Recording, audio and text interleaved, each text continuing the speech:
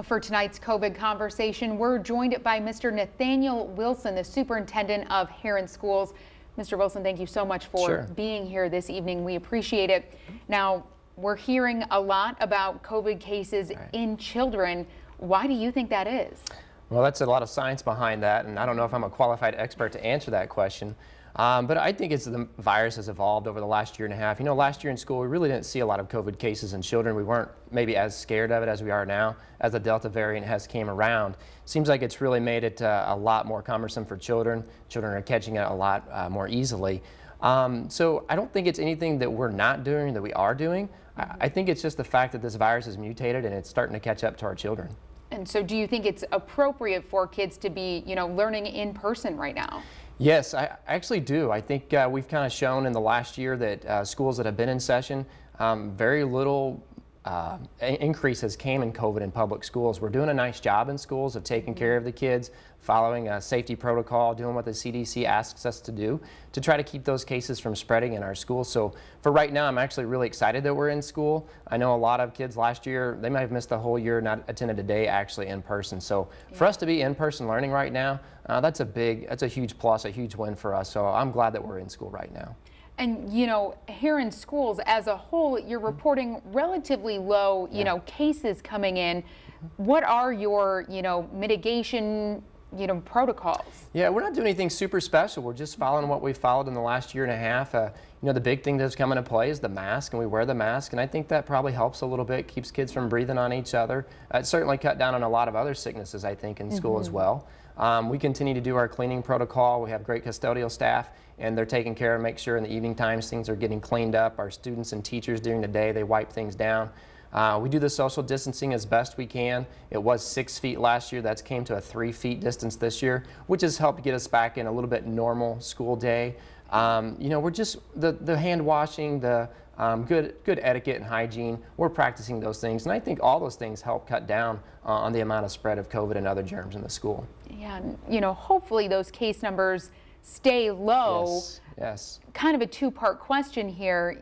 Do you think at any point you'll have to go back to virtual learning? And if so, do you have a plan to help students with that? Yeah, I certainly hope we don't have to go back to the virtual learning piece. That's really a challenge. Some high school kids and middle school kids may have been somewhat successful with that, but I think the younger the student is, it's just not an opportunity for them to learn in a good situation. We saw a lot of students last year that made it through it, but that's just it. They got by. And so for our students to really excel, I think they need to be in-person learning. I haven't heard any rumors or anything that acts like we're going to be going back to virtual learning. So for right now, I'm happy to be in person.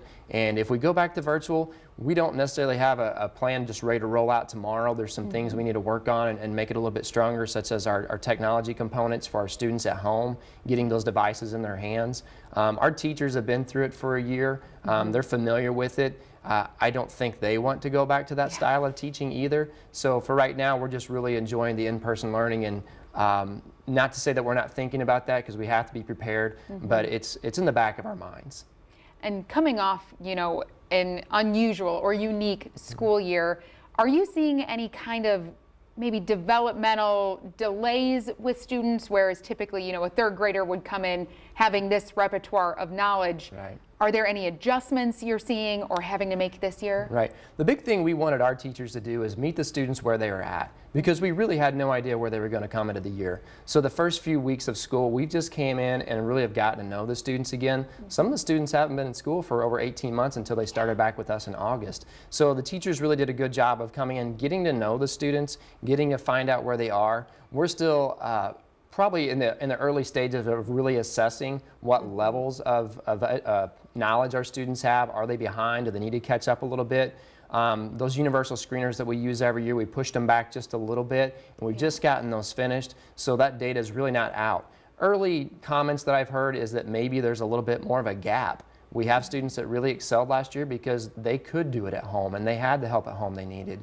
And then some students just didn't have the adequate resources at home, so maybe they are a little farther behind. So maybe what we see more than anything is a disparity between the upper and the lower, and that gap widening. So can't say anything for sure yet, but I do think we're probably going to find out that there's some gaps and some things that have developed over this last year. Still quite an adjustment for students, I would Absolutely. imagine. Yeah, absolutely. And, Pfizer is looking at their vaccine for kids 11 and younger. We're seeing mandates coming from companies and the government that say employees must be vaccinated. Do you think, schools will have to roll that out for eligible students at any point? I don't think so right away. I think there's a lot of hesitancy. Obviously, in our region, we have a low vaccination rate overall in adults, and I think that's going to reflect in the amount of adults that are willing to have their students vaccinated, the young kids especially. It's just a lot of questions around that still. I don't see it being a mandate for us to get our students vaccinated anytime soon. I could be wrong on that, but a lot of experimental, a lot of trial going on that 11 and under group still. So there's still some time there, but at the same time, as we're looking at what we're doing right now, it seems to be working. And so I don't know why we'd add another layer or force another mandate on schools when what we're doing seems to be working right now in our schools. And I can't speak for every school in the region or even every part of the state, but for us here at Herrin, it's working right now. And in Illinois, educators are, required to get the COVID vaccine. At Herrin, have you gotten any pushback from teachers or staff? It's not so much a pushback about getting the vaccine because there still is provisions that allow a teacher not to have to take the vaccine if they choose not to. The testing option is there. Probably the biggest pushback that I've gotten is just about the privacy of it. Some people have been vaccinated and they really don't want everybody to know that, and others that have not been vaccinated don't want people to know that as well. The hardest part of that is just the unfunded mandate and the time that it takes to take care of the testing piece and get people tested. Our nurses are already pretty maxed out in their daily work. So that's another thing they're having to take on, the clerical part that goes along with it. So it's a pushback from why do we have to do something else, and we're not getting a lot of help with it from the state level. So that's the challenging part of it. But as far as our employees just saying, hey, we're willing to do what we need to do to keep the kids in school and keep the kids safe.